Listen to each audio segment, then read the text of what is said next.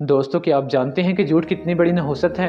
आइए आपको एक बहुत ही दिलचस्प वाक़या सुनाता हूँ। एक बंदा था जिसे झूठ बोलने की आदत थी। उसे कोई भी नौकरी पे नहीं रखता था।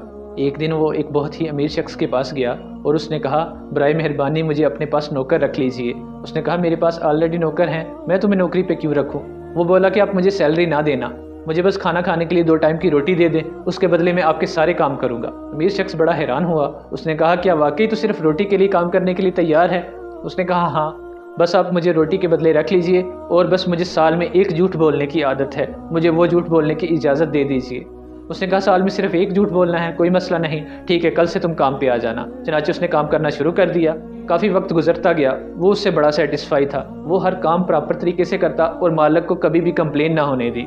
जब 1 साल गुजर गया तो वो दिन आया जिस दिन उसे झूठ बोलने की इजाज़त थी। वो लड़का अपने मालिक की बीवी के पास गया। उसने कहा, ए मालकिन, मैंने आपका नमक खाया है। एक ऐसा राज मुझे पता चला है जो आपको बताना बहुत ज़रूरी है। अगर मैंने वो राज आपको ना बताया तो ये मेरी नमक हरामी होगी।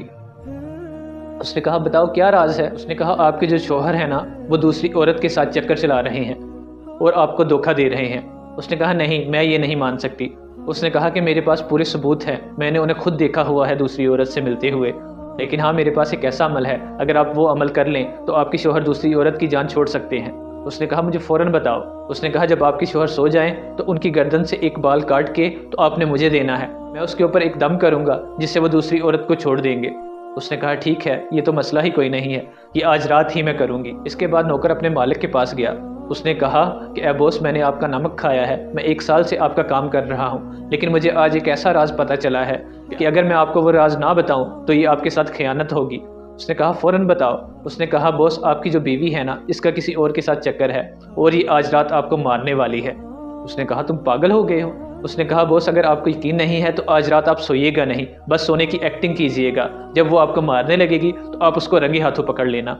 उसने कहा, ठीक हो गया, आज मैं ऐसा ही करूँगा। चनाचे वो घर आया, खाना खाया और सोने के लिए बेड के ऊपर लेट गया। जब आधी रात का वक्त हो गया तो प्लानिंग के मुताबिक शौहर ने सोने की एक्टिंग करना शुरू कर दी।